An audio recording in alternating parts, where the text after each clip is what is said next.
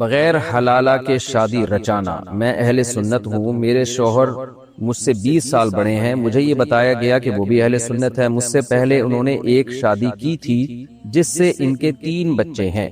2 سال پہلے میرے شوہر نے ایک لڑائی میں ایک ہی مجلس میں اسے 3 طلاقیں دے دی تھیں۔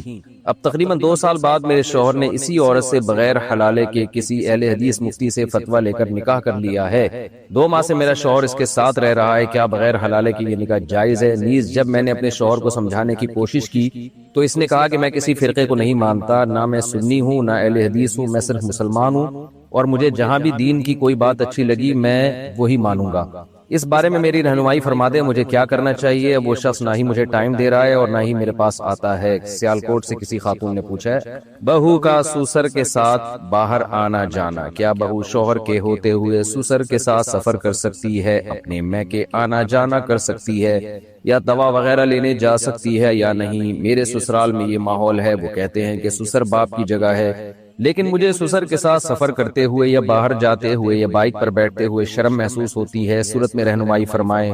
کسی نے انڈیا سے سوال پوچھا یہ، اگر آپ کو اس میں شرم اور حیا محسوس ہو رہی ہے تو یہ کام نہ کریں۔ ویسے بھی ہمارے سوسائٹی میں یہ عرف نہیں ہے کہ جوان بہو سسر کے ساتھ بائک پہ بیٹھ کے جائے، یہ بہرحال حیا کے خلاف ہے، اس میں تو دو رائے نہیں ہے۔ تو شریعت کا مسئلہ ہے کہ سسر باپ ہی کی جگہ ہوتا ہے، لیکن ظاہر ہے حقیقی باپ تو نہیں ہوتا، تو اس لیے اس میں احتیاط کا پہلو ہی اختیار کرنا چاہیے، خاص طور پہ جب عورت کو شرم اور حیا محسوس ہو رہی ہو تو اس کو بہرحال پھر اس کی حیا کے خلاف اس کو کام کروانا یہ ویسے بھی ٹھیک نہیں ہے۔ اگر آنا جانا ہو نا، سسر ایجڈ ہو، بعض دفعہ یہ ہوتا ہے سسر ذرا بوڑھے ہوتے ہیں، ایجڈ ہوتے ہیں، تو گاڑی میں بھی جا سکتی ہے بہو ان کے ساتھ، تو جیسے لوگ جاتے ہیں، جیسے سسر صاحب کی ایج زیادہ ہے، وہ باپ کی جگہ ہوتے ہیں، بالکل بوڑھے ہوتے ہیں، تو کوئی فتنے کا اندیشہ بھی نہیں ہوتا۔ تو یہ ہماری سوسائٹی میں ہوتا ہے اور شریعت نے بھی اس پہ پابندی نہیں لگائی ہے، کیونکہ سسر اور بہو کا پردہ تو ہوتا نہیں ہے، تو گاڑی میں بیٹھ کے کہیں چلی جائے تو ٹھیک ہے یہ، لیکن لمبے عرصے کے لیے سفر پہ جانا یا یہ کہ بائک میں پیچھے بیٹھ کے جانا، یہ بہرحال نامناسب حرکت ہے، تو اس سے اجتناب کرنا لازم ہے۔ بھائی کی دوسری شادی میں مدد کرنا، کیا بھابھی کی بد دعا لگے گی؟ میرا بڑا بھائی دوسری شادی کرنا چاہتا ہے، اس کے 4 چھوٹے بچے ہیں، اس کی بیوی بہت بدتمیز ہے، میری امی کے ساتھ بھی بہت بدتمیزی کرتی ہے اور بھائی کے ساتھ بھی بدتمیزی کرتی ہے۔ میرا بھائی کہتا ہے میں اسے چھوڑ تو نہیں سکتا، لیکن میں دوسری شادی کر سکتا ہوں، پھر تو اور بدتمیزی کرے گی، اور مجھے لڑکی ڈھونڈنے کے لیے کہتا ہے۔ اس کی بیوی ہمارے ماموں کی بیٹی بھی ہے، اب مجھے ڈر لگتا ہے کہ کہیں مجھے وہ کوئی بد دعا نہ دے دے، اس وجہ سے اس معاملے میں بھائی کی مدد نہیں کرتی۔ تو اگر میں اپنے بھائی کی مدد کروں تو اس میں کوئی گناہ تو نہیں، مجھے کوئی نقصان تو نہیں ہوگا؟ نہیں، آپ کو انشاءاللہ کوئی نقصان نہیں ہوگا۔ لم یعنی عدل کی شرط کے ساتھ اگر کوئی مرد حقوق ادا کر سکتا ہے، برابری کر سکتا ہے، تو اس کو 4 شادیوں کی اجازت دی ہے، تو جس کام کی اللہ نے اجازت دی ہے، بلکہ اس کو سنت قرار دیا پیغمبر صلی اللہ علیہ وسلم کی، صحابہ تابعین کی سنت ہے یہ، تو اس لیے اس میں تعاون کرنا یہ ثواب کا کام ہے، یہ گناہ کا کام نہیں ہے۔ باقی بد دعا انشاءاللہ نہیں لگے گی، اللہ سے ہمیں امید ہے، تو اگر ایسی بد دعائیں لگنا شروع ہو جاتی ہیں تو میں تو اب تک مر چکا ہوتا۔ تو کتنے لوگ دوسری شادی کرتے ہیں تو پہلی والی تو دیتی ہیں بد دعائیں، بس ہم پہلی والی کے لیے دعا کرتے ہیں کہ اللہ ان کو صبر دیں، اور شوہر کو بھی ہم نصیحت کرتے ہیں، قرآن و سنت نے حکم دیا ہے کہ وہ برابری کرے، ایسا نہ ہو کہ دوسری شادی کے بعد پہلی بیوی کو لٹکا کے چھوڑ دے، اس کو توجہ دینا چھوڑ دے، جو ہے، اور جیسے بعض لوگ بدبخت مرد کرتے ہیں یہ دوسری کرنے کے بعد پہلی کو بالکل ہی نظر انداز کر دیتے ہیں، اور بعض یہ کرتے ہیں کہ کر تو لیتے ہیں دوسری، اس کے بعد پھر تھوڑے دن کا جوش ہوتا ہے، اس کے بعد دوسری کو لٹکا دیتے ہیں، تو یہ حرام ہے، گناہ کبیرہ ہے۔ نبی صلی اللہ علیہ وسلم نے فرمایا جس کی 2 بیویاں تھیں اور اس نے عدل نہیں کیا تو قیامت کے دن اس کا آدھا دھڑ فالس زدہ ہوگا۔ تو یہ کام کرنا چاہیے، اپنے بھائی کو بھی سمجھائیں کہ میں تمہاری مدد کروں گی دوسری بیوی تلاش کرنے میں، لیکن تم نے دونوں کے حقوق برابر کرنے۔ کیا لکھا ہے جی؟ مہدوی لوگوں سے نکاح کا حکم۔ جو مہدوی لوگ ہوتے ہیں، یعنی جو یہ مانتے ہیں کہ حضرت مہدی علیہ السلام آ کر جا چکے ہیں، ان کے ساتھ نکاح کے بارے میں کیا مسائل ہیں؟ کیا ان سے نکاح جائز ہے یا نہیں؟ حضرت مہدی ابھی نہیں آئے ہیں، وہ علامتیں نہیں پائی گئی ہیں، تو اہل سنت والجماعت کا اس پر اجماع ہے۔ تو اگر کوئی اس کا قائل ہے کہ امام مہدی آ کے جا چکے ہیں تو وہ بدعتی ہے، لیکن اگر توحید پرست ہے، رسالت اور ختم نبوت کا قائل ہے تو اس کو کافر نہیں کہا جائے گا، بدعتی کہا جائے گا، تو بدعتی سے نکاح جائز ہے۔ بہتر یہی ہے کہ کسی اہل سنت والجماعت میں کسی سے نکاح کریں آپ، باقی جائز بدعتیوں سے بھی ہے، لیکن حدیث میں آتا ہے کہ دینداروں کو ترجیح دیا کرو، دیندار لڑکی کو، تو دیندار سے مراد یہی ہے کہ عقیدہ بھی صحیح ہو، اس کا عمل بھی صحیح ہو۔ حالت حیض میں قرآن چھوئے بغیر تلاوت کرنا، کیا ایک عورت حالت حیض میں مصحف سے دیکھ کر قرآن پاک کی تلاوت کر سکتی ہے؟ کیونکہ بعض لوگ کہتے ہیں کہ حالت حیض میں قرآن مجید کو نہیں چھو سکتے، نہ تلاوت کر سکتے ہیں۔ اس بارے میں رہنمائی فرمائیں ملائکہ خان لکھنؤ سے۔ نہیں جی، حالت حیض میں عورت قرآن کی تلاوت بھی نہیں کر سکتی۔ اس پر میرا ایک کلپ ہے مدلل، وہ میں نے ریکارڈ کروایا ہے کہ حالت حیض میں عورت کے لیے قرآن کی تلاوت جائز نہیں ہے، وہ یوٹیوب پہ سرچ کریں گے تو آ جائے گا۔ بغیر حلالہ کے شادی رچانا، میں اہل سنت ہوں، میرے شوہر مجھ سے 20 سال بڑے ہیں، مجھے یہ بتایا گیا کہ وہ بھی اہل سنت ہے۔ مجھ سے پہلے انہوں نے ایک شادی کی تھی جس سے ان کے 3 بچے ہیں۔ 2 سال پہلے میرے شوہر نے ایک لڑائی میں ایک ہی مجلس میں اسے 3 طلاقیں دے دی تھیں۔ اب تقریباً 2 سال بعد میرے شوہر نے اسی عورت سے بغیر حلالے کے کسی اہل حدیث مفتی سے فتویٰ لے کر نکاح کر لیا ہے۔ 2 ماہ سے میرا شوہر اس کے ساتھ رہ رہا ہے، کیا بغیر حلالے کے یہ نکاح جائز ہے؟ نیز جب میں نے اپنے شوہر کو سمجھانے کی کوشش کی تو اس نے کہا کہ میں کسی فرقے کو نہیں مانتا، نہ میں سنی ہوں نہ اہل حدیث ہوں، میں صرف مسلمان ہوں، اور مجھے جہاں بھی دین کی کوئی بات اچھی لگی میں وہی مانوں گا۔ اس بارے میں میری رہنمائی فرما دیں، مجھے کیا کرنا چاہیے؟ اب وہ شخص نہ ہی مجھے ٹائم دے رہا ہے اور نہ ہی میرے پاس آتا ہے۔ سیالکوٹ سے کسی خاتون نے پوچھا ہے، آپ کا شوہر 100% بکواس کر رہا ہے، وہ قرآن و حدیث کو نہیں مانتا، وہ اپنی خواہشات کا غلام ہے۔ اگر وہ قرآن و سنت کو مانتا تو قرآن میں اللہ تعالی نے صاف طور پہ کہا ہے کہ فَإِن طَلَّقَهَا فَلَا تَحِلُّ لَهُ مِن بَعْدُ حَتَّى تَنكِحَ زَوْجًا غَيْرَهُ۔ اگر شوہر تیسری طلاق دے دے تو عورت اس شوہر کے پاس دوبارہ نہیں جا سکتی یہاں تک کہ کسی مرد سے نکاح نہ کر لے، اور بخاری مسلم کی حدیث کے مطابق میاں بیوی کا سیکسول ریلیشن بھی قائم نہ ہو جائے، اور اس کے بعد اگر وہ طلاق دے دیتا ہے تو عدت کے بعد عورت جہاں چاہے نکاح کر لے، پہلے والے کے ساتھ بھی کر سکتی ہے، کہیں اور بھی کر سکتی ہے۔ تو یہ جو اہل حدیث مفتی سے لوگ 3 طلاقوں کے بعد فتویٰ لے کے بیوی کو حلال کرنے کی کوشش کرتے ہیں، بیوی حلال نہیں ہوتی، زندگی بھر زنا کا گناہ ملتا ہے۔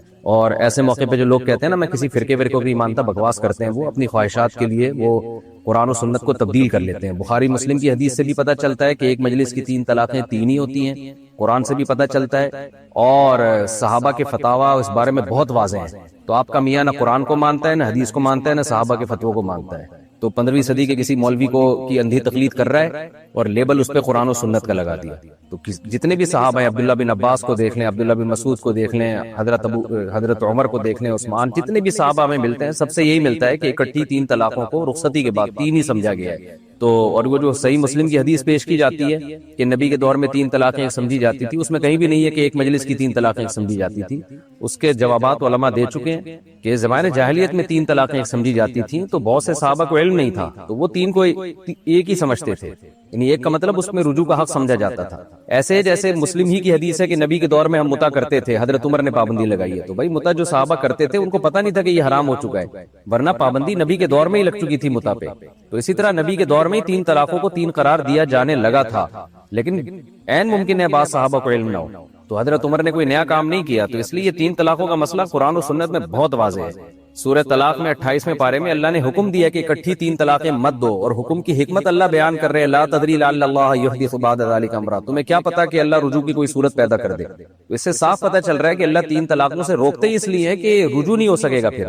تو یہ بھی بنایا ہوا ایک گڑا ہوا مسئلہ ہے، صحابہ تابعین کے دور میں تو کوئی جانتا ہی نہیں تھا کہ 3 طلاقیں رخصتی کے بعد ایک بھی ہو سکتی ہیں، کوئی یہ بعد میں مسئلہ نکالا گیا ہے۔ تو اس لیے فضول بات ہے، خدا کے غضب سے، قہر سے ڈرنا چاہیے آپ کے شوہر کو، اگر واقعی اس نے 3 طلاقیں دی تھیں اور شرعی حلالے کے بغیر بیوی دوبارہ رکھ لی ہے۔ حلالے کی بھی 2 قسمیں، ایک حلالہ ہوتا ہے جو پری پلان ہوتا ہے، ایگریمنٹ کر کے ہوتا ہے، وہ حرام حلالہ ہے، اس کی حدیث میں لعنت ہے۔ ایک ہوتا ہے بغیر پلان کے ہو، تو بغیر ایگریمنٹ کے ہو، وہ جائز حلالہ ہے جس کا قرآن نے تذکرہ کیا ہے۔ تو خدا کے غضب سے ڈرنا چاہیے، اور ایسے موقع پہ جو یہ فضول بکواس کرتے ہیں نا لوگ کہ میں فرقے ورقے کو نہیں مانتا، یہ جھوٹ بول رہے ہوتے ہیں، یہ کسی خاص فرقے کو فالو کر رہے ہوتے ہیں، اور قرآن و حدیث کے سارے دلائل انہوں نے ایک طرف رکھ دیے ہوتے ہیں، اور اب وہ اصل میں فالو کر رہے ہوتے ہیں اپنی خواہشات کو، خواہشات کے غلام ہوتے ہیں۔ عورت کے ایام ہوں تو رمضان میں عبادت کیسے کرے؟ رمضان کی آخری 10 راتوں میں جو شب قدر ہوتی ہے، اس میں اگر عورت حالت حیض میں ہو تو ان راتوں میں عبادت کیسے کرے گی؟ کیونکہ نہ وہ نماز پڑھ سکتی ہے، نہ تلاوت قرآن کر سکتی ہے۔ ملائکہ خان لکھنؤ سے دیکھیں، نہ نماز پڑھ سکتی ہے، نہ تلاوت کر سکتی ہے، باقی ساری عبادتیں کر سکتی ہے۔ وہ تسبیحات لے کے بیٹھ جائے، تیسرا کلمہ ہے، چوتھا کلمہ ہے، صبح شام پڑھے، وہ درود شریف پڑھے، استغفار پڑھے، اللہ سے خوب دعائیں مانگے لمبی لمبی۔ تو صرف نماز اور تلاوت پہ پابندی ہے نا، باقی تو ساری عبادتیں جائز ہے اس کے لیے، وہ ساری عبادتیں کرے رمضان میں۔ سودی قرض کے بجائے قسطوں پر مہنگی پروڈکٹ بیچنے کا حکم۔ ہم کویت میں رہتے ہیں، یہاں بینک سے جو لون لیتے ہیں وہ انٹرسٹ پر ہوتا ہے جو کہ حرام ہے، لیکن یہاں ایک بینک ہے جو یہ دعویٰ کرتا ہے کہ وہ جو قرض دے رہا ہے وہ حلال ہے۔ ان کا طریقہ یہ ہے کہ وہ پیسے نہیں دے رہے بلکہ کوئی پروڈکٹ دے رہے ہوتے ہیں، اور جو مارکیٹ ریٹ ہے اس سے مہنگا دے رہے ہیں اور پھر انسٹالمنٹ پر پیسے وصول کرتے ہیں۔ تو کیا شریعت کی روح سے یہ صحیح ہے یا نہیں؟ بنت عبداللہ کویت سے، جی بالکل صحیح ہے۔ اسلامی بینک یہی کرتے ہیں کہ لون نہیں دیتے، وہ کہتے ہیں آپ کو کیا خریدنا ہے، وہ خرید کے قسطوں پہ مہنگا کر کے بیچ دیتے ہیں۔ احل اللہ البیع وحرم الربا، اللہ نے سود کو حرام قرار دیا، خرید و فروخت کو حلال قرار دیا۔ تو خرید و فروخت کے ذریعے آپ پیسہ کمائیں، پروفٹ لیں، یہ جائز ہے، اور پیسے کے ذریعے پیسہ قرض دے کے یعنی اس پہ پیسہ لینا یہ حرام ہے۔ ذکر اللہ گن کر کریں یا بغیر گنے؟ اللہ کا ذکر بیٹھ کر اور گن کر کرنا ضروری ہے یا چلتے پھرتے بغیر گنے کرنے کا بھی اتنا ہی ثواب ہوگا؟ اقصی حبیب انڈیا سے، دیکھیں قرآن میں تو مطلق ہے کہ یذکرون اللہ قیاما وقعودا وعلی جنوبہم، ہمارے نیک بندے صبح و شام اور بیٹھے لیٹے اور پہلوؤں کے بل اللہ کا ذکر کرتے ہیں، لیکن حدیث سے یہ بات ثابت بھی ہے کہ گن کے بھی کرنا چاہیے۔ انسان کی نیچر ہے کہ جب تک کسی چیز کا کوئی رزلٹ نہیں ہونا اس میں اس کو دلچسپی نہیں ہوتی۔ جب آپ کسی چیز کو گننا شروع کرتے ہیں، جب آپ ذکر کو گننا شروع کریں گے تو 100 کا عدد کے بعد آپ کو ایک تسلی ہوتی ہے کہ میں نے 100 دفعہ پڑھ لیا ہے۔ انسان کی نیچر ہے، اس سے وہ کام آسانی سے ہو جاتا ہے اور ایک معمول بھی آسانی سے بنایا جا سکتا ہے۔ تو اس لیے کچھ ذکر تو ایسے بنا لیں جو آپ نے صبح شام گن ہی کے کرنے ہیں، پھر اس کے بعد اللہ مزید توفیق دے تو بغیر گنے جتنا چاہیں کریں، لیکن کچھ نہ کچھ تسبیحات ایسی ہوں جو ڈیلی پابندی کے ساتھ آپ نے گن کر کرنی ہے، اس کا معمول بنایا۔ رات کے آخری حصے میں تہجد پڑھیں یا دعا کریں؟ رات کے آخری حصے میں تہجد کی نماز پڑھنا سب سے افضل بتایا گیا ہے، تو اگر فجر کی نماز سے 1 گھنٹہ پہلے تہجد کی نماز شروع کی جائے، پھر کچھ دیر تک درود شریف پڑھنے کے بعد دعا کی جائے، تو کیا یہ نماز پڑھنے اور دعا کی قبولیت کے لیے بہترین وقت ہوگا؟ اقصی حبیب انڈیا سے، جی سب سے بہترین وقت رات کا آخری حصہ ہی ہے، تہجد کا بھی اور دعا کا بھی۔ تہجد کا تو ہے، قرآن میں جگہ جگہ ثابت ہے، نبی صلی اللہ علیہ وسلم کا اپنا معمول بھی ہے کہ عام طور پر آپ رات کے آخری حصے میں نماز پڑھتے تھے، اور دعا کے لیے بھی حدیث میں آتا ہے کہ اللہ تعالیٰ رات کے آخری حصے میں آسمان دنیا کی طرف آ کے صدائیں لگاتے ہیں، حل من مستغفر اغفر لہ، کوئی ہے مجھ سے گناہوں سے توبہ کرنے والا میں اس کے گناہوں کو معاف کروں، حل من مسترزق ارزق لہ، کوئی ہے روزی طلب کرنے والا کہ میں اس کو روزی دوں۔ تو اس لیے آپ اگر یہ معمول بنائیں تو بہت اچھا معمول ہے، کچھ وقت تہجد میں گزاریں اور پھر باقی وقت دعا میں گزاریں۔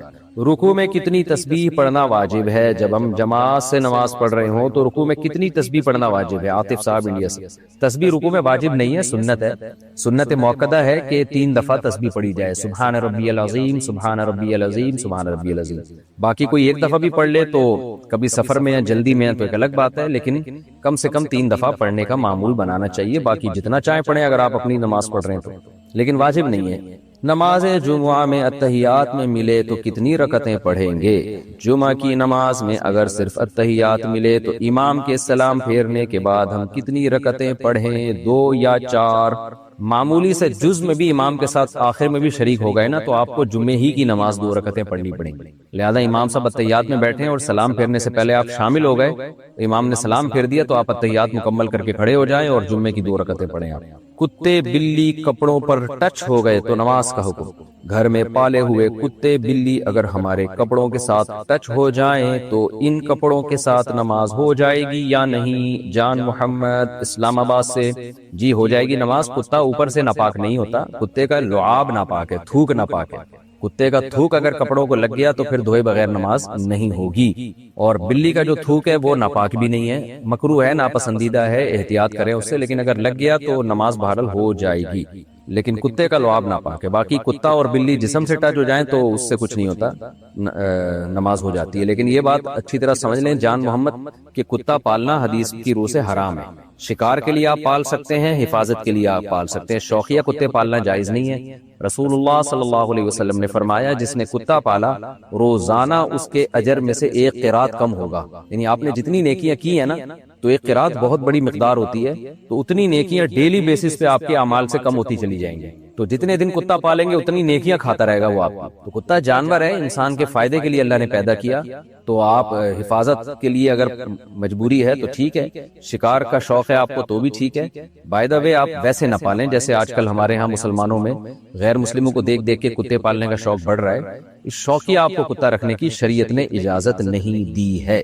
یوٹیوب پر ریپیٹ ویڈیو ڈال کر پیسے کمانا، یوٹیوب والوں کی پالیسی ہے کہ ایک ویڈیو کو بار بار اپلوڈ نہیں کرنا چاہیے۔ اگر ہم ایک ویڈیو کو بار بار اپلوڈ کریں تو اس پر جو ارننگ ہوگی وہ حلال ہوگی یا نہیں؟ عبدالحسیب مالاکنڈ سے۔ ارننگ حلال ہوگی، کیونکہ ارننگ کا تعلق اس سے نہیں ہے کہ آپ جو ویڈیو اپلوڈ کر رہے ہیں وہ یوٹیوب نے پرمیشن دی ہے یا نہیں دی۔ ارننگ کا تعلق اس سے ہے کہ جو اس پہ آپ ایڈ دکھا رہے ہیں، تو کمپنی کی پروڈکٹ کو آپ پروموٹ کر رہے ہیں، تو کمپنی آپ کو اپنی پروڈکٹ کو پروموشن کے پیسے دیتی ہے، تو وہ تو آپ کر ہی رہے ہیں۔ باقی یہ کام ویڈیو اپلوڈ بار بار کرنا جائز ہے یا نہیں، تو یہ یوٹیوب والے سے پوچھیں۔ اگر ان کی طرف سے پابندی ہے اور آپ دھوکہ دے کے یہ کام کر رہے ہیں تو گناہگار ہوں گے، اور اگر ان کی طرف سے پابندی نہیں ہے تو پھر دھوکہ بھی نہیں ہے اس میں، پھر جائز ہوگا۔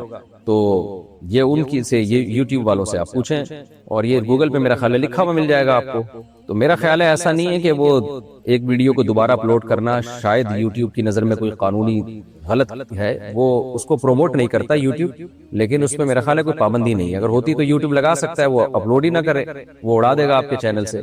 لیکن مجھے اس بارے میں زیادہ معلومات نہیں ہے، یا آپ یوٹیوب کے ماہرین سے رابطہ کریں۔ لیکن اس پہ بہرحال جو ایڈ چلے گا اس کی آمدن بہرحال حلال ہوگی، کیونکہ وہ جو پیسے آپ کو مل رہے ہیں وہ اس پروڈکٹ کو پروموٹ کرنے کے مل رہے ہیں۔ تو اگر وہ جائز پروڈکٹ کو پروموٹ کر رہے ہیں آپ تو اس کی ارننگ حلال ہے۔ حرام چیز کو پروموٹ کر رہے ہیں، شراب کے ایڈ چلا رہے ہیں، تو اس کی ارننگ حرام ہوگی۔ اتحیات کے بعد چھوٹا درود پڑھنے کا حکم۔ اگر ہم نماز میں جلدی میں ہوں تو کیا اتحیات کے بعد ہم کوئی چھوٹا درود پڑھ سکتے ہیں؟ محمد دنان انڈیا سے۔ جی، کبھی جلدی میں ہوں تو پڑھ سکتے ہیں۔ چائے نہ پینے کی قسم کھا کر توڑ دی۔ میں نے اپنے دوست سے کہا کہ میں چائے نہیں پیوں گا، اگر پیوں یا پلاؤں تو وہ حرام ہے۔ پھر میں نے اسے چائے پلا بھی دی اور اس کی چائے پی بھی لی۔ اس صورت میں میرے لیے کیا حکم ہوگا؟ شیخ آصف احمد آباد انڈیا سے۔ اگر کوئی شخص یوں کہتا ہے نا میں نے کوئی حلال چیز کو اپنے اوپر حرام کر لے، تو یہ قسم کہلاتی ہے شریعت میں۔ تو آپ نے گویا قسم اٹھا لی تھی کہ پیوں یا پلاؤں تو حرام، تو آپ نے پی بھی لی، پلا بھی دی، تو قسم ٹوٹ گئی۔ تو قسم ٹوٹ گئی تو آپ پر کفارہ لازم ہے، آپ 10 غریبوں کو 2 ٹائم کا کھانا کھلا دیں۔ البتہ اس میں یہ چیز قابل غور ہے کہ آپ نے کہا تھا پیوں یا پلاؤں، تو یہ ایک قسم ہوگی یا 2؟ تو یا کے ذریعے جو ہے نا آپ نے آپشن یعنی کیا ہے کہ یہ کام میں نے خود کیا تو بھی حرام، کسی کو کرا دیا تو بھی حرام۔ تو جب آپ نے پلا دی یا خود پی لی تو قسم پوری ہو گئی، یعنی ٹوٹ گئی قسم۔ تو ایک ہی قسم تھی یہ، اور پھر ایک کفارہ آپ کے لیے کافی ہے۔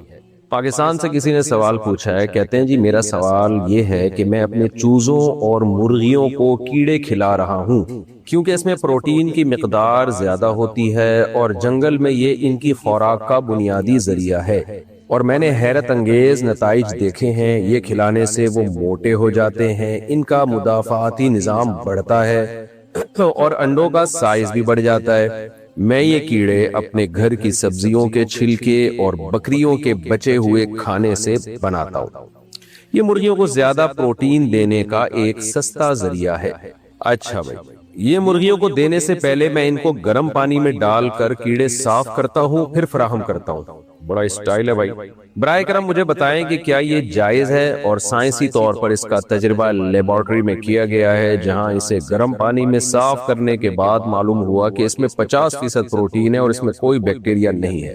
جائز ہے مرغیوں کو کیڑے بنا کے کیڑے کھلانا، جائز ہے، ان کی خوراک کا بنیادی حصہ ہے۔ لیکن ایک بات خوب اچھی طرح سمجھ لیں کہ مردار جو ہے نا، مردار، وہ جانور کو کھلانا جائز نہیں ہے، نہ خریدنا جائز ہے۔ لیکن مردار کا مطلب کیا ہے؟ وہ تمام جانور جو ذبح کر کے حلال ہوتے ہیں، ذبح کر کے، جن میں خون ہوتا ہے، بہتا ہوا خون، ان جانوروں کو جب تک آپ اللہ کا نام لے کے ذبح نہیں کریں گے وہ حلال نہیں ہوتے۔ تو ان جانوروں میں جو حرام جانور ہیں یا جو غیر مذبوحہ جانور ہیں وہ کھلانا جائز نہیں ہے۔ جیسے ہمارے یہاں لوگ بلیاں پالتے ہیں تو باہر سے جو فیڈ آ رہی ہے وہ بلیوں کو کھلاتے ہیں، حالانکہ وہ مردار گوشت ہوتا ہے، مردہ گوشت ہوتا ہے، یعنی مردہ جانور کا۔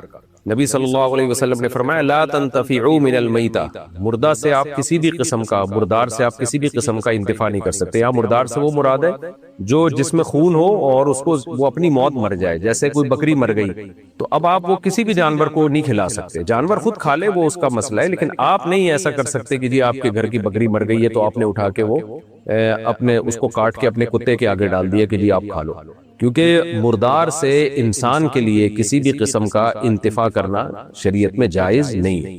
ہمارے ایک دوست ہیں، ان کا بہت بڑا فارم ہے، مگرمچھ پالے ہوئے انہوں نے، میں لوگوں کو مشورہ دیتا ہوں بھائی کوئی صحیح چیز پالو یار، کیا مگرمچھ پال رہے ہو، لیکن بہرحال شوق ہے لوگوں کا تو شوق حلال جانوروں کا رکھا کرے، لیکن بہرحال ان کا شوق تھا تو ان کا گھوڑا مر گیا، انہوں نے اٹھا کے وہ مگرمچھ کے آگے ڈال دیا۔ ان کو میں نے منع کیا کہ گھوڑا جب مر گیا ہے یا تو مرنے سے پہلے ذبح کر دیتے آپ اس کو، پھر جو چائے کرتے اس کو کھلا دیتے مگرمچھ کو، لیکن کیونکہ مر گیا اپنی موت پڑا رہنے دیتے، مگرمچھ خود آ کے کھا لے، وہ مگرمچھ تو حلال حرام کے مسائل مگرمچھ کے لیے نہیں، لیکن انسان کے لیے، مسلمان کے لیے مردار سے انتفاع یعنی فائدہ اٹھانا، تو یہ بھی ایک فائدہ ہے نا کہ آپ اس مرے ہوئے گھوڑے کو اپنے پالتو جانور کو کھلا رہے ہیں، یہ انسان فائدہ اٹھا رہا ہے اس سے۔ تو مردہ کو چھوڑ دیا جائے، جانور جو مرضی کرتا رہے اس کے ساتھ، لیکن مردار گوشت جو ہے وہ آپ خود سے جانوروں کو نہیں کھلا سکتے۔ آج کل یہ بزنس بڑھ رہا ہے، ہمارے بہت سے دوست ہیں، ہم نے دیکھا ہے، انہوں نے جو باہر سے فیڈ آ رہی ہے جانوروں کی، مرغیوں کی، بلیوں کی، وہ جو ہے وہ مردار فیڈ آتی ہے، حرام گوشت کی ہوتی ہے، تو کہتے ہیں یہ تو بلی ہے، اس کے لیے حلال حرام کا کیا؟ بلی کے لیے تو ٹھیک ہے، حلال حرام کا مسئلہ نہیں ہے، لیکن جو بلی پالنے والا ہے اس کے لیے تو ہے نا، اس کے لیے جائز نہیں ہے کہ وہ حرام گوشت اپنے جانور کو کھلائے۔ دیکھیں چوری کا گوشت آپ نے جیسے خود نہیں کھا سکتے، اپنی بلی کو بھی نہیں کھلا سکتے، لیکن چوری کا گوشت بلی خود کھا گئی تو بلی پہ کوئی فتویٰ نہیں لگے گا، کہ آپ پہ لگے گا کہ آپ نے اس کو چوری کا گوشت کیوں کھلایا۔ تو ایسے ہی جو مردار ہوتا ہے، جس جانور میں بہتا ہوا خون ہوتا ہے، اس کو جب تک اللہ کا نام لے کے ذبح نہ کر دیا جائے تو وہ آپ کے لیے کھانا بھی جائز نہیں ہے، آپ کے لیے بیچنا بھی جائز نہیں ہے، اور آپ کے لیے اپنے پالتو جانور کو کھلانا بھی جائز نہیں ہے۔ لیکن یہ جو کیڑے مکوڑے ہوتے ہیں یہ مردار میں نہیں آتے، حرام ہے، انسان کے لیے کھانا جائز نہیں ہے، لیکن یہ ان جانوروں میں داخل نہیں ہے جن پہ ہم یہ حکم لگاتے ہیں کہ جن کو ذبح یہ کیے نہیں جاتے۔ تو سمندر کی کوئی بھی مخلوق ہو یا کیڑے مکوڑے ہوں، یہ آپ اپنی مرغیوں کو کھلا سکتے ہیں، پیدا بھی کر سکتے ہیں ان کو۔ میں نے مرغیاں پالی ہوئی ہیں، تو ہم تو بھی نہیں بناتے، اتنا ٹائم نہیں ہے، ورنہ لوگ بناتے ہیں گوبر سے اور مختلف چیزوں سے، مرغیوں کے لیے کیڑے بناتے ہیں اور پھر مرغیوں کو کھلاتے ہیں، تو وہ بہت فائدہ مند ہوتا ہے مرغیوں کے لیے، تو یہ جائز ہے، اس میں کوئی حرج نہیں ہے، اور ان کیڑوں کا بیچنا بھی جائز ہے۔ آج کل یہ بھی بزنس لوگ کر رہے ہیں، کیونکہ وہاں یورپ امریکہ میں مکھیاں نہیں ہوتی، مکھیاں نہ ہونے کی وجہ یہ کہ گندگیاں نہیں ہوتی، جب گندگیاں نہیں ہوں گی تو مکھیاں نہیں ہوں گی، مکھیاں نہیں ہوں گی تو وہ کیڑے نہیں بنتے جو مکھیاں بناتی ہیں، جب کیڑے نہیں بنتے تو وہ مرغیاں نہیں کھاتی، تو ان کی مرغیوں میں پروٹین کی کمی رہتی ہے، ان کو نیچرل پروٹین ملتا نہیں ہے۔ تو اس کے لیے امریکہ میں اور دوسرے بہت سارے کنٹریز میں، ان مشرقی ممالک میں جہاں الحمدللہ بے انتہا اللہ کے فضل سے گندگی بھی ہے اور الحمدللہ بہت زیادہ مکھیوں کی موجیں بھی ہیں، تو ان مکھیوں کی موجیں سے فائدہ یہ ہوتا ہے کہ مرغیوں کی بھی موجیں ہو جاتی ہیں، مکھیاں کیڑے بہت بناتی ہیں، کیونکہ کیڑے مکھیوں سے ہی بنتے ہیں یہ، تو مکھیاں جب گندگی پہ بیٹھتی ہیں تو کیڑے بنتے ہیں، تو کیڑے بنتے ہیں تو وہ پھر جو ہے وہ مرغیاں شوق سے کھاتی ہیں، مرغیوں کو پروٹین ملتا ہے، تو یہ بہت بڑا بہترین بزنس بھی ہے۔ تو جو پاکستان میں یہ بزنس کرنا چاہیں وہ بڑا پیسہ کما سکتے ہیں اس کے ذریعے، باہر اس کی بڑی ضرورت ہے، کیونکہ ہمارے یہاں فری پھوکڑ میں مکھیاں ہی مکھیاں ہیں، تو گورنمنٹ مکھیوں کو تو کچھ نہیں کہہ رہی، تو آپ مکھیوں سے فائدہ ہی اٹھا لیں جب تک گورنمنٹ کچھ نہیں کہتی۔ تو لوگوں نے فارم بنائے ہوئے مکھیوں کے، آپ نیٹ پہ سرچ کریں، جالیوں میں مکھیاں پالی ہوئی ہیں باقاعدہ، تو اس سے بھی اندازہ ہوتا ہے دیکھو اللہ نے کوئی چیز کو بیکار پیدا نہیں کیا۔ جس چیز کو ہم ایک فضول چیز سمجھتے ہیں، لیکن وہ فضول چیز بھی اصل میں بہت سارے انسان کی بہت ساری خدمتوں میں لگی ہوئی ہے۔ وہ اگر پوری دنیا سے ہی مکھیاں شارٹ ہو جائیں نا، یہ گندگی پہ بیٹھنے والی مکھیاں، تو کیڑے شارٹ ہو جائیں گے، کیڑے شارٹ ہو گئے تو آپ کے پروٹین نہیں ملے گا آپ کے ان جانوروں کو جن کے ہم انڈے کھاتے ہیں۔ تو اللہ نے ایک کائنات کو بڑا ایک مربوط نظام میں بنایا ہوا ہے، تو یہ بڑا بہترین بزنس ہے جو پاکستانیوں کو جن کو یہ شوق ہے وہ کر سکتے ہیں، یہ کیڑے بنائیں اور اس کو پھر باہر ایکسپورٹ کریں۔ آپ بڑا ہے تھوڑا سا مشکل کام، لیکن جو کرنا چاہیں ان کے لیے کوئی مشکل نہیں ہے۔ بزنس کو فوکس کریں بھائی، بزنس کے ذریعے پیسہ کمائیں۔ اللہ نے ایک روایت کا مفہوم ہے، نبی صلی اللہ علیہ وسلم نے فرمایا اللہ تعالیٰ نے میری امت کے 10 میں سے 9 حصے جو روزی ہے نا وہ کاروبار میں رکھی ہے، تجارت میں رکھی ہے۔ عرفان صاحب انڈیا سے پوچھتے ہیں میری جس لڑکی سے منگنی ہوئی ہے اس کا پہلے کسی سے تعلق تھا اور انہوں نے بدکاری بھی کی ہے، مجھے کیا کرنا چاہیے؟ رشتہ کرنا چاہیے یا توڑ دینا چاہیے؟ میں کسی کے پرسنل معاملات میں اس کو مشورہ نہیں دیتا، کیونکہ مشورہ دینا بڑا مشکل کام ہوتا ہے، جب تک 100% کسی کے حالات کا علم نہ ہو اس وقت تک مشورہ دینا ممکن نہیں ہوتا۔ لیکن میں جنرلی ایک اصول بیان کرتا ہوں کہ عورت کی جو سب سے بڑی صفت ہے نا وہ ہے پاک دامنی۔ عورت اگر بدکاری کر لیتی ہے نا تو پھر مرد کو اس پہ کبھی بھی اعتماد نہیں آتا. عام طور پر ایک ایسا وسوسہ دل میں بیٹھ جاتا ہے کہ پھر وہ نکلتا نہیں ہے. وہ بال جو پیدا ہو گیا نا، میں یہ نہیں کہہ رہا کہ جو عورتیں بدکاری سے توبہ کریں وہ توبہ میں سچی نہیں ہوتی، بہت سی بہت اچھی ہوتی ہے جو پہلے برے حالات گزرے ہوتے ہیں لیکن پھر نیک بنتی ہیں تو ایسی توبہ کرتی ہیں کہ اس کی مثال مشکل ہوتی ہے. لیکن ہم دلوں کے حالات جانتے نہیں ہیں. اللہ تعالیٰ نے پیغمبروں کی بیویوں میں کافر بھی پیدا کی ہیں. نوح علیہ السلام کی بیوی کافر تھی، نوح علیہ السلام کی بیوی لوط علیہ السلام کی بیوی کافر تھی، اور نوح علیہ السلام کی بیوی بھی کافر تھی. تو ایسا تو ہمیں ملتا ہے کہ پیغمبر ان کی بیوی کافر ہو، مگر ایسا نہیں ملتا کوئی پیغمبر ہو اس کی بیوی بدکار ہو، اس نے زنا کیا ہو. نبی صلی اللہ علیہ وسلم نے فرمایا وَلِدْتُ مِن نِكَاحٍ لَا مِن صِفَاءٍ، یعنی حدیث کا مفہوم ہے آدم علیہ السلام سے لے کے اب تک جو میرا نسب ہے، پیغمبر نے اپنے بارے میں فرمایا وہ نکاح کے ذریعے، اس میں کہیں بھی شک نہیں ہے. تو عورت جب مردوں سے اس کے تعلقات شروع ہو جائیں تو پھر جو ہے نا معاملات بہت خراب ہو جاتے ہیں. یہ ایک ہی حضرت مولانا اشرف علی تھانوی رحمۃ اللہ نے ایک بات لکھی ہے. ہندوستان، اس وقت تو انڈیا پاکستان ایک ہی تھا، تو ہندوستان پاکستان کی عورتوں کے بارے میں بڑی پیاری بات لکھی. فرمایا کہ ہند اور پاک کی جو یعنی انڈیا کی جو عورتیں جس میں نے بتایا بنگلہ دیش اور پاکستان بھی اس وقت داخل تھا، انہوں نے فرمایا کہ ہندوستان کی عورت میں سب سے بڑی صفت یہ ہے جس کی وجہ سے مرد کو اس کے ہر عیب کو برداشت کرنا چاہیے، وہ یہ کہ یہ اپنے شوہر کی ہوتی ہے، یہ شوہر سے وفا کرتی ہے. تو اس وقت یہ حالات تھے انڈیا اور پاکستان اور بنگلہ دیش کے کہ علماء کہتے تھے کہ بھئی اپنی بیویوں کی قدر کرو آپ، اس لیے کہ یہ جو بھی ان کے اندر عیب ہونا وہ ہو سکتا ہے، لیکن یہ اپنے شوہروں سے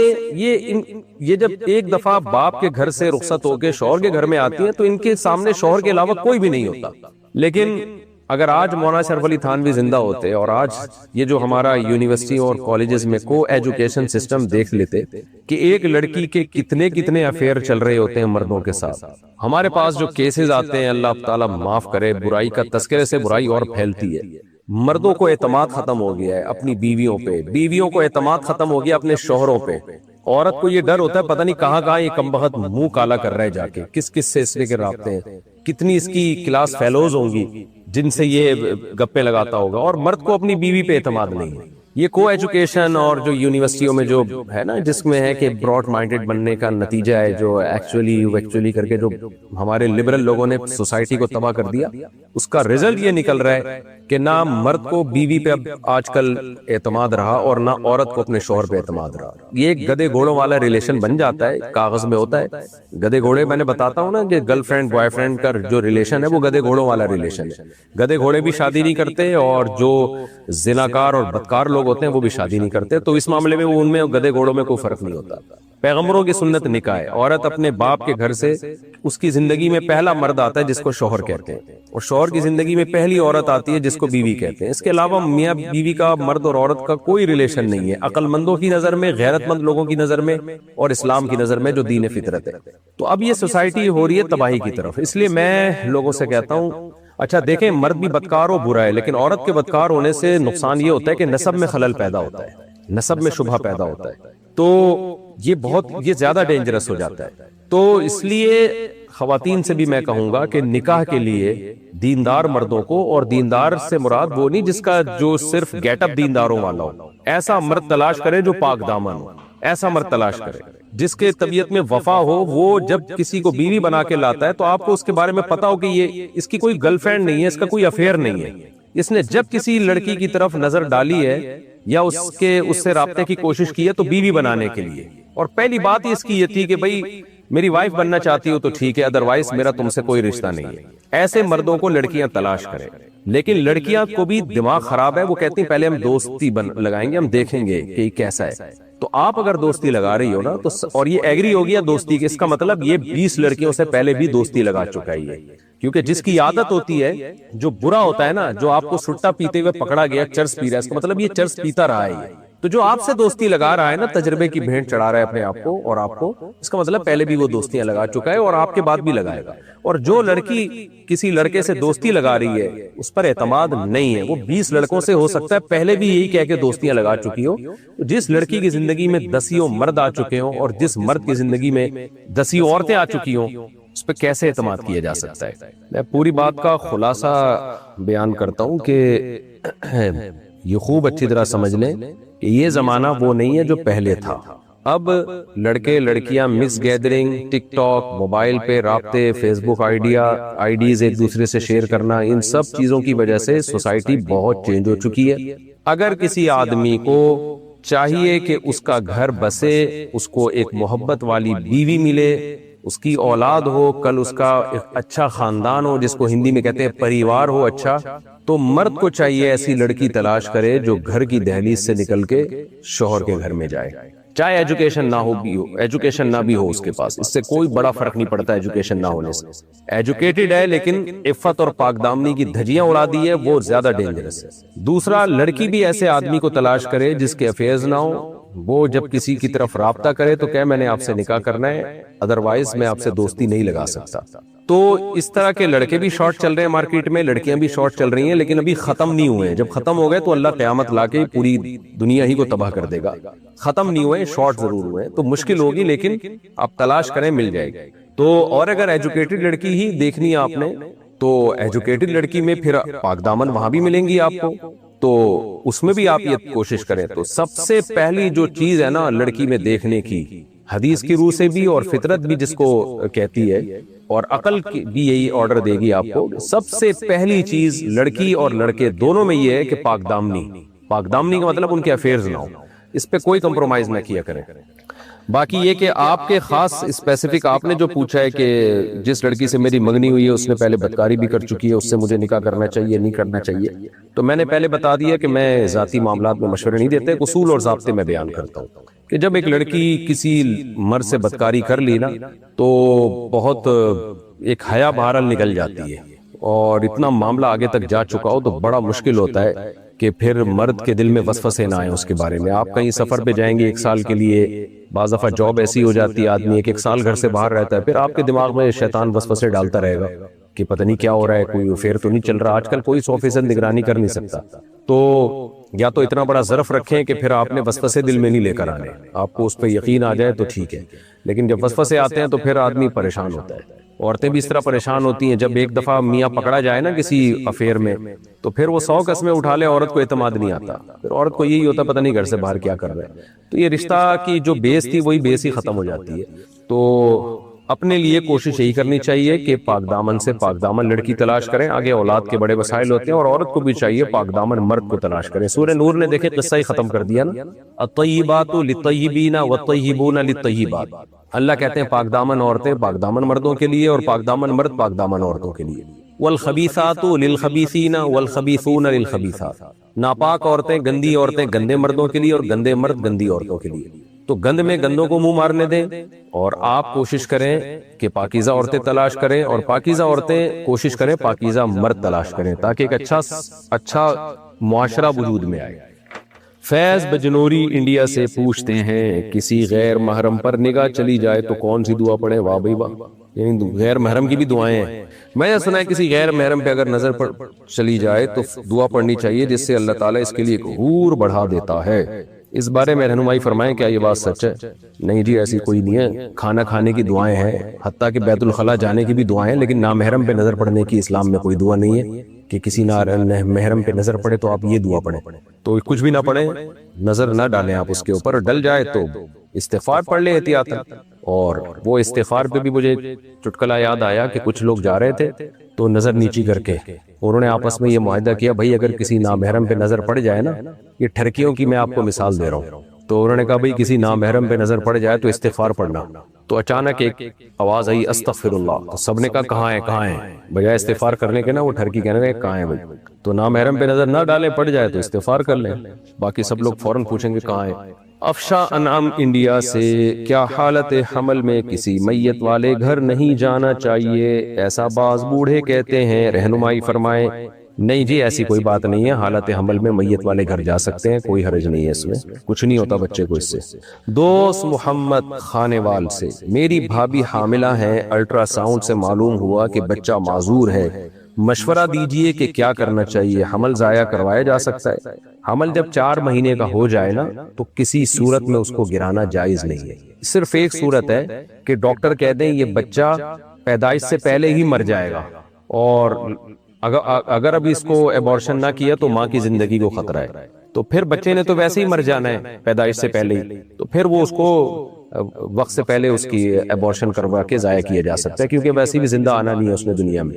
اس کے علاوہ 4 مہینے کا جب بچہ ہو جائے نا تو کسی قیمت پہ حمل نہیں گرا سکتے، معذور ہے تو کوئی بات نہیں، اس پہ اللہ کی تقدیر پہ راضی رہنا چاہیے۔ سارے مزے انسان نے دنیا میں نہیں اٹھانے، اصل تو آخرت ہے۔ تو ہم نے دیکھا ہے لوگوں نے اپنے معذور بچوں کو پالا اور بڑی محبت سے ان کو پال پوس کے بڑا کیا۔ دیکھیں کافر چاہتا ہے، کافر کا آخرت پہ یقین نہیں ہے، تو کافر تو چاہے گا کہ کوئی ٹینشن نہ ہو اس کو دنیا میں، وہ ہر طرح کی ٹینشنوں سے آزاد زندگی گزارنا چاہتا ہے، کیونکہ اس کا یقین ہے مر کے مٹی ہو کے ختم ہو جاؤں گا۔ لیکن ہم تو مسلمان ہیں بھائی، قرآن کہہ رہے ہیں وَإِنَّ دَارَ الْآخِرَةِ لَهِيَ الْحَيَوَانُ، کہ اصل زندگی ہے ہی آخرت کی۔ تو جب آخرت ہی اصل ہے تو اگر معذور بچہ پیدا ہو گیا تو بھائی یہ تو آپ کے لیے جنت کمانے کا ایک بہترین ذریعہ ہے۔ آپ اس معذور کی خدمت کریں، ایک ایک لمحے میں آپ کے درجات بلند ہوں گے۔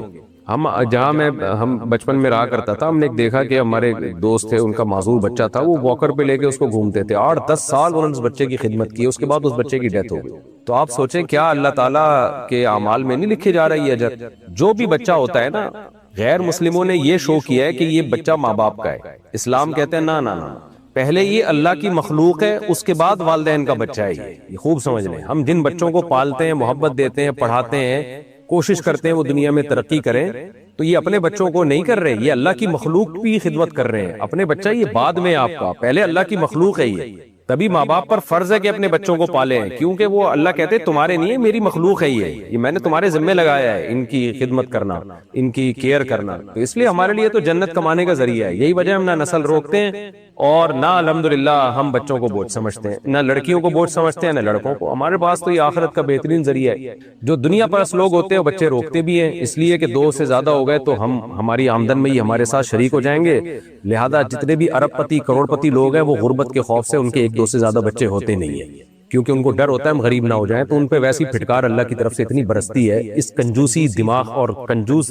دل کی وجہ سے کہ کروڑ پتی ہو کے بھی اللہ ان کے دل کو جو ہے نا تنگ کر لیتا ہے۔ پھر ان کو اولادیں بھی ایسے ہی ملتی ہیں، وہ کہتی ہیں کہ ابا نے اس لیے پیسے جمع کر کے رکھے تھے کہ بھئی 2 بچے اس لیے ہوئے کہ جی ان پہ خرچ نہ کرنا پڑے، تو ان کا بھی یہ مائنڈ بنتا ہے، وہ کہتے ہیں ہم بھی جو ہے وہ خرچ نہیں کریں گے۔ نتیجہ وہی یورپ والا کہ ابا کو بھی اولڈ ہاؤس میں جمع کراؤ، اس بڈھے کو بھیجو وہاں اولڈ ہاؤس میں، بڈھی ماں کو بھی بھیجو اولڈ ہاؤس میں، پیسہ بچاؤ پیسہ۔ تو ہم یورپ کی طرف ہی جا رہے ہیں، اسلام بالکل اس کے اگینسٹ۔ اسلام کہتا ہے اولاد معذور ہے، بیٹیاں ہیں تو بھی رونے کی اجازت نہیں ہے۔ 3 بیٹیوں پہ جنت کی ضمانت دے دی نبی صلی اللہ علیہ وسلم نے، تو سبحان اللہ بھائی 3 کیا 6 ہو جائیں، 9 بیٹیاں ہو جائیں، 3 دفعہ ضمانت ہے بھائی، اور کیا چاہیے؟ ہمارے ایک دوست ہیں انہوں نے بتایا میری 9 بیٹیاں ہیں، میں نے کہا بھائی تمہارا تو ویسے ہی بیڑا پار ہو گیا یار، 3 بیٹیوں کی سفارش قبول نہیں ہوئی، دوسری 3 لے آنا، وہ نہیں ہوئی تیسری 3 لے آنا۔ تو یہ عذاب میں جو ہے نا لبرل لوگ ہیں جن میں اللہ نے ان کو ڈالا ہوا ہے، کیونکہ اللہ کو مانتے نہیں ہیں، تو یہ 2 سے زیادہ بچے بھی ان کے لیے عذاب ہیں، ہوتے تو وہ 2 بھی عذاب ہیں، تو 2 کون سا کام کے نکلتے ہیں ان کے۔ تو جن کا دل بڑا ہوتا ہے ان کی اولادیں بھی پیدا ہوتی ہیں خوب الحمدللہ، ان کے گھروں میں رونقیں بھی ہوتی ہیں۔ اگر کوئی معذور بچہ آ گیا تو اس میں بھی خوشی خوشی اس کو پالتے ہیں، یار اب تو ہمیں صدقہ خیرات کا ایک ذریعہ مل گیا، یعنی اللہ کی طرف سے، یعنی ہم اس کو جو کھلائیں گے ہمیں تو ڈبل صدقے کا اجر ملے گا۔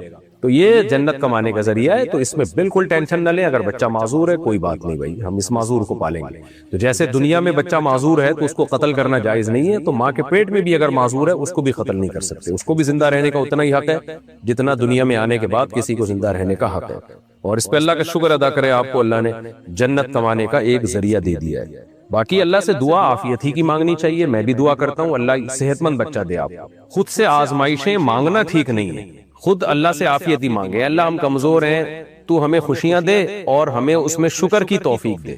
تو پھر بھی اگر کوئی آزمائش آ جاتی ہے اس میں انسان صبر کرے۔ تو میں بھی دعا کرتا ہوں اللہ آپ کو نیک صالح اولاد دے۔ یہ جو ڈاکٹروں نے کہا ہے کہ یہ بچہ معذور ہے، اللہ کرے یہ رپورٹ غلط ہو، اللہ کے ہاتھ میں سب کچھ ہے، بعض دفعہ رپورٹ میں معذور ہوتا ہے لیکن اللہ صحت مند بچہ دے دیتے ہیں۔ تو دعا میں کرتا ہوں اللہ آپ کو نیک صالح اولاد دے، لیکن اگر یہ 4 مہینے کا ہو گیا تو اس کو ضائع نہیں کر سکتے، اور 4 مہینے سے پہلے بھی بچہ صرف اسی صورت میں ضائع کیا جا سکتا ہے جب ماں کو کوئی بڑا خطرہ ہو، سخت بیمار ہونے کا یا جان وغیرہ کا خطرہ ہو۔ اچھا بھائی، انڈیا سے کسی نے پوچھا ہے نفلی روزے کی نیت کر کے سوئی مگر آنکھ نہیں کھلی، کیا بنا سحری کے نفلی روزہ رکھ سکتے ہیں؟ جی ہاں بالکل، نفلی روزہ رکھنے کا آپ کے پاس بہت ٹائم ہوتا ہے نیت کرنے کا، نصف النہار سے پہلے نیت کی جا سکتی ہے۔ نصف النہار کا مطلب کیا ہوتا ہے؟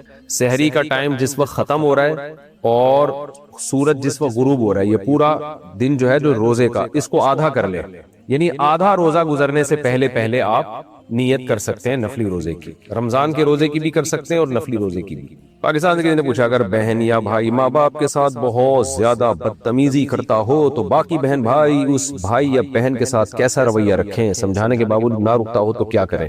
اس کو سمجھائیں، اور کیا کر سکتے ہیں؟ بدتمیزی کر رہا ہے تو ماں باپ کو چاہیے اس کو گھر سے نکالیں، کہیں اور جا کے رہے، بھائی تو یہاں رہنا ہے تو تمیز سے رہ۔ تو یہی ہو سکتا ہے، اس کو محبت سے پہلے سمجھائیں، نہیں آ رہا تو لاتوں کے بھوت پھر ہاتھوں سے جو ہے وہ نہیں مانتے۔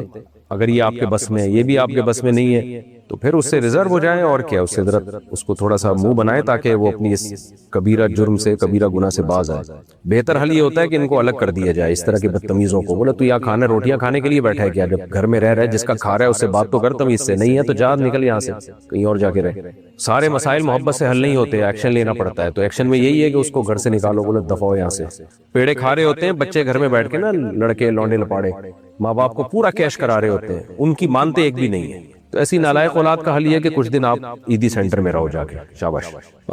لیکن پھر بھی کسی سے مشورہ کر لیں آپ، ایسا نہ ہو کہ کچھ اور ہی الٹا کر دیں۔ محلے کے کسی امام سے یا کسی سمجھدار آدمی سے مشورہ کر لیں، سنو چرسیوں میں جا کے بیٹھنا شروع ہو جائے اور مزید ہی خراب ہو جائے۔ پاکستان سے کسی نے پوچھا آج کل یونیورسٹی میں لڑکیاں غیر شرعی ڈریسنگ کر کے آتی ہیں، اگر ٹیچر کچھ کہہ دیں تو کہتی ہیں کہ ہمارا ذاتی معاملہ ہے، جب ہمارے ماں باپ کو اعتراض نہیں ہے تو آپ کو کیوں اعتراض ہے؟ کیا اس معاملے پر خاموشی اختیار کرنا جائز ہے؟ دیکھیے نبی صلی اللہ علیہ وسلم نے فرمایا من رأى منکم منکرا فلیغیرہ بیدہ فإن لم یستطع فبلسانہ فإن لم یستطع فبقلبہ، تم میں جو کوئی گناہ دیکھے اپنے ہاتھ سے بدلے، اس کو نہیں بدل سکتا زبان سے بدلے، زبان سے بھی استطاعت نہیں ہے تو دل میں اس کو نیت کرے کہ میں جب اللہ نے طاقت دی تو میں اس کو بدل دوں گا۔ تو آج کل بے پردگی کا ایسا معاملہ ہو گیا ہے کہ یہ اتنا زیادہ پھیل گیا ہے کہ دو چار لوگ کر رہے ہوتے ہیں نا، آپ ان کو ہاتھ سے بھی روک سکتے تھے، ہاتھ سے نہیں تو زبان سے روکتے، لیکن اب تو یہ اتنا پھیل گیا ہے میڈیا کے ذریعے، اور ہماری حکومتیں بھی اس میں ان کو بھی کوئی دلچسپی نہیں ہے، اور جو اسلامی حکومتیں ان کا حال آپ دیکھ رہے ہیں دنیا کے سامنے کیا ہے، کیونکہ جب اپنا کھاتے ہی نہیں ہے، بھیکاری بنے ہوئے ہیں، تو پھر پالیسیاں باہر والوں کی چلیں گی۔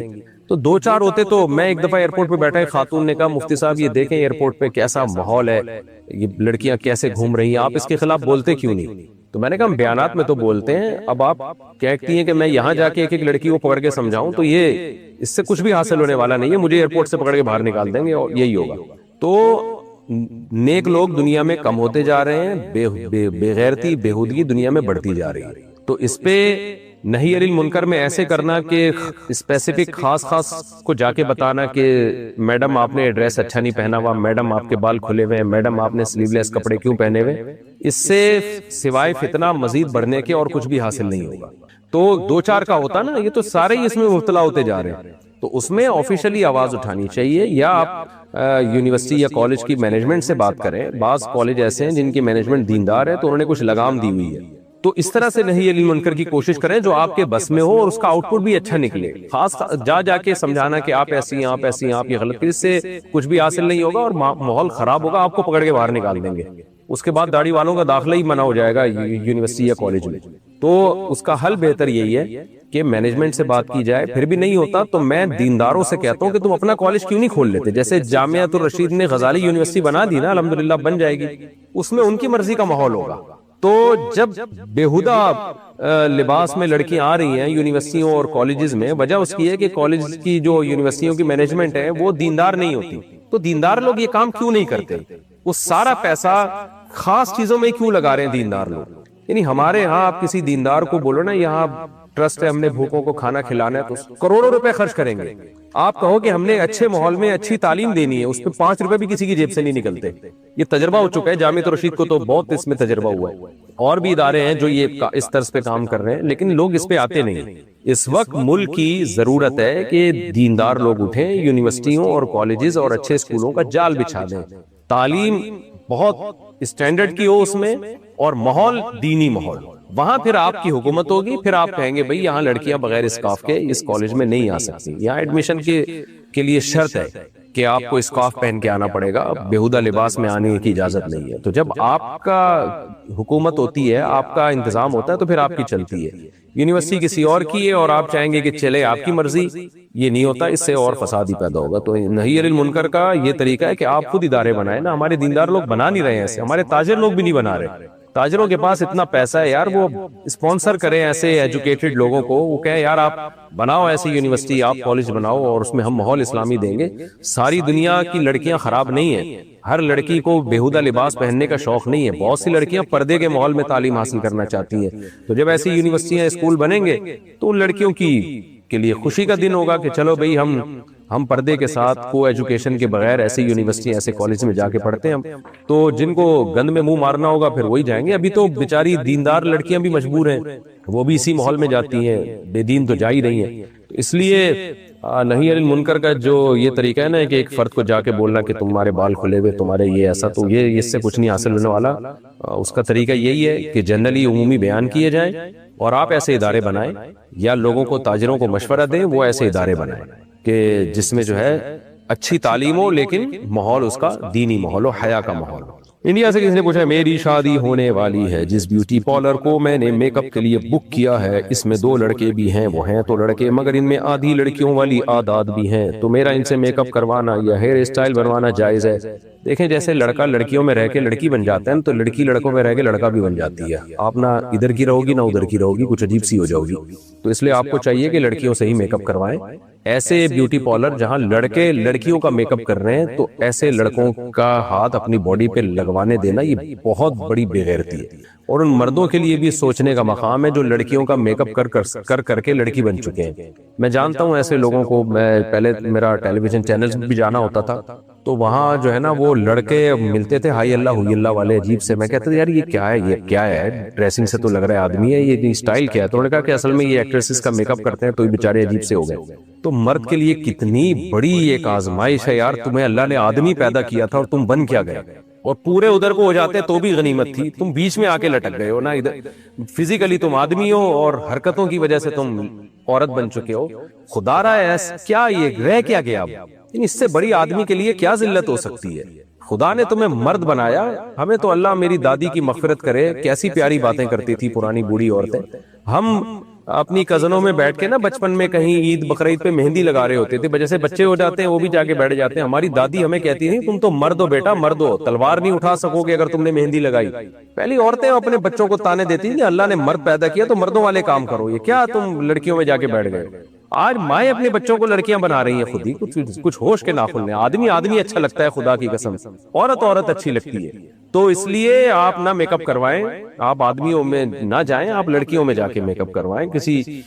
پھر یہ ایک فیلڈ تھی جس میں خواتین پیسہ کما رہی تھی، یہ بھی ایک اہم بات ہے کہ خواتین کے پاس روزگار کے اتنے مواقع نہیں ہوتے، زیادہ تر تو مرد ہی محنت مشقت والے کام کرتے ہیں۔ یہ بیوٹی پارلر ایک ایسا خاص شعبہ تھا جو خاص خواتین کی ارننگ کا ایک بہترین ذریعہ تھا۔ اگر وہ ناجائز میک اپ نہ کریں، اس میں جائز حد تک رہیں، تو بہت ساری خواتین کے لیے ایک سورس آف انکم تھی۔ اس میں بھی مرد گھس گئے ہیں، جو خالص عورت کے کرنے کا کام ہے، اس میں بھی آدمی گھس گئے ہیں، اس میں عورتوں کا بھی نقصان ہے نا، جو ان کا کام ہے بھائی ان کو کرنے دو۔ تو اس کو پروموٹ نہیں کرنا چاہیے، جو مرد جو میک اپ کر رہے ہیں، بیوٹی پارلر کھول رہے ہیں، اس کو لڑکیاں بھی پروموٹ کر رہی ہوتی ہیں، کتنا اچھا میک اپ کرتا ہے یہ فلانا اور کتنا اچھا میک اپ۔ بھائی آپ اس کو بولا یار تیرے پہ یہ چیزیں سوٹ نہیں کرتی، تو کوئی آدمیوں والے کام کر جا کے، یار تو خدا کا واسطہ تجھ پہ یہ اچھا نہیں لگ رہا کہ دلہن کو لے کے بیٹھا ہوا ہے تو اس کے ڈینٹنگ بینڈنگ کر رہا ہے۔ یہ عورتوں والے کام عورتوں کو کرنے چاہیے، آدمیوں کو آدمیوں والے کام کرنے چاہیے۔ تو اس لیے خواتین کو بھی چاہیے کہ ایسے مردوں کی حوصلہ افزائی نہ کریں۔ مرد جب دیکھتے ہیں نا اتنی لڑکیاں میری تعریف کر رہی ہیں میرے میک اپ کی، وہ اور ہائی اللہ ہوئی اللہ بن جاتا ہے وہ۔ تو اللہ نہ کرے تمہاری نسلوں میں ایسے بچے پیدا ہونا شروع ہو گئے نا جو دلہنوں کو میک اپ کریں گے، پھر تمہیں اگر غیرت باقی رہی تو تمہیں احساس ہوگا یار میں نے کیا جنا ہے، یہ میرا بیٹا کر کیا رہا ہے۔ اس لیے ایسی چیزوں کو سوسائٹی میں جب بھی برائی پھیلے اس کو پروموٹ نہیں کرنا چاہیے، پروموٹ اچھائی ہی کو کرنا چاہیے۔ تو بیوٹی پارلر کھولنا یہ لڑکیوں کا کام ہے۔ ہاں مرد اگر مردوں کی ڈریسنگ اور وہ جو مردوں کے لیے کھول لے وہ ایک الگ چیز ہے، لیکن عورت کو یہ دلہنیں تیار کرنا یہ خواتین کا کام ہے، یہ آدمیوں کا کام نہیں ہے۔ جہاں بھی ایسا ہو رہا ہے تو اس کی کم از کم تعریف کر کے اس کی حوصلہ افزائی نہ کریں۔ تھوڑا سا میں یہ نہیں کہہ رہا کہ آپ گالیاں دینے لگیں اور مار پیٹ پہ آئیں، یہ تو ظاہر غلط ہے، لیکن کم از کم کمنٹس میں لکھ کے یہ کہہ دیا کریں کہ یہ آپ کا کام نہیں ہے، کائنڈلی یہ جو آپ دلہنیں تیار کر رہے ہیں کائنڈلی آپ کوئی اور کام کریں، یہ کام خواتین کو کرنے دیں۔ آپ اس طرح کا لکھا کریں، اس کی حوصلہ شکنی ہو، تاکہ کیونکہ جس برائی کے خلاف لوگ آواز نہیں اٹھاتے پھر وہ برائی سوسائٹی میں شامل ہو جاتی ہے، لوگ اس کو ایکسپٹ کر لیتے ہیں، اس کو برا سمجھنا چھوڑ دیتے ہیں۔ لوط علیہ السلام کی قوم میں یہی تو ہوا نا، سارے ہی غلط ہو گئے تھے پھر وہ۔ تو رشوت ہماری سوسائٹی میں ایسے ہی پھیلی ہے، شروع میں چند لوگوں نے لی ہوگی، لوگوں نے کہا ماشاءاللہ ماشاءاللہ، تو ہوتے ہوتے اتنے سارے رشوت خور پیدا ہو گئے۔ ہر برائی میں یہی ہے، تو یہ بھی ایک برائی ہے کہ مردوں کا عورتوں کو تیار کرنا، اس کو پروموٹ نہ کریں، اور مردوں کو بھی چاہیے اس مرد کو غیرت دلائے، یار تو آدمیوں کو کیوں بدنام کر رہا ہے، یار تو لڑکوں کو کیوں بدنام کر رہا ہے، تو آدمیوں والے کام کر۔ تو اس لیے اس کی حوصلہ شکنی کرنی چاہیے بھائی، بہت ہی بری رسم ہے کیونکہ پھیلتی جا رہی ہے۔ 2-4 تھے پہلے، پھر 4-8 ہو گئے، اب جس لڑکے کو روزگار کا مسئلہ ہے وہ کہتا ہے چلو یار، چلو ہم بھی بیوٹی پارلر کھول لیتے ہیں۔ اور میں لڑکوں سے بھی کہہ رہا ہوں کہ تم نے اگر بیوٹی پارلر لڑکیوں کو سجانے کے لیے کھولا نا، اس چکر میں اپنی ٹھڑک پوری کرنے کے لیے، تو ٹھڑک پوری نہیں ہوگی، تمہارے اندر مردانہ پنی ختم ہو جائے گا، تم آدمی نہیں رہو گے۔ تو یہ جو آدمی ہر وقت عورتوں میں گھسا رہتا ہے وہ آدمی نہیں رہتا، یہ ذہن میں رکھو۔ چلو بھائی، گلگت سے کسی نے پوچھا ہے نماز کب فرض ہوتی ہے، بالغ ہونے پر یا کوئی خاص عمر ہے فرض ہونے کی؟ میں قضا نمازیں پڑھنا چاہتا ہوں تو قضا نمازوں کو کب سے شمار کروں؟ دیکھیں، نماز قضا آپ کی شروع ہوگی جب آپ کو فرسٹ ٹائم نائٹ فال ہوا تھا، احتلام ہوا تھا، جس کو کراچی کی زبان میں یا پاکستان میں کہتے ہیں ٹرک الٹنا، آج کل لڑکوں میں یہ لفظ ہوتا ہے بھائی۔ تو جب نائٹ فال فرسٹ ٹائم ہوا تھا یا احتلام ہوا تھا تو وہ لڑکا، یعنی لڑکا اس وقت سے بالغ سمجھا جاتا ہے۔ تو اگر کسی کو نائٹ فال نہیں ہوا تو پھر اسلامی لحاظ سے جب وہ 15 سال کا ہوگا تو بالغ سمجھا جائے گا، تو اس وقت سے آپ پہ نمازیں بھی فرض ہیں، اور اس وقت سے آپ حساب لگا لیں جو نمازیں چھوڑی ہیں آپ نے اس کی قضا کریں۔ قضا نمازیں کرنا فرض ہے۔ یہ جو ایک شوشہ چھوڑا ہے آج کل کے نئے اسکالرز نے کہ قضاء عمری کا کوئی کانسیپٹ نہیں ہے اسلام میں، یہ بالکل فضول بات ہے، اس پر اجماع امت ہے، اور اس پر میں احادیث کیا ہیں، دلائل کیا ہیں، اس پر میں کلپ ریکارڈ کروا چکا ہوں۔ آپ یوٹیوب پہ لکھیں قضاء عمری مفتی طارق مسعود تو پورا کلپ آ جائے گا، پورے دلائل سے میں نے بات کی ہے اس میں۔ تو اس کو لوٹانا شروع کریں، کیونکہ نماز بہت بڑا اسلام کا فریضہ ہے، وہ ذمے سے ساقط نہیں ہوتی۔ تو پڑھیں، دعا کرتا ہوں آپ کی زندگی میں اللہ کمپلیٹ کروا دے، اگر نہیں کمپلیٹ ہو سکی تو پھر توبہ استغفار کریں، لیکن پڑھنا شروع کر دیں اس کو۔ ثنا جاوید انڈیا سے، خواتین کے بال نظر آنے سے فرشتے وہاں سے دور چلے جاتے ہیں، تو جب خواتین سونے جاتی ہیں تو کہ ان کے پاس سے فرشتے دور چلے جاتے ہیں، یا پھر خواتین کو اسکارف پہن کے سونا چاہیے؟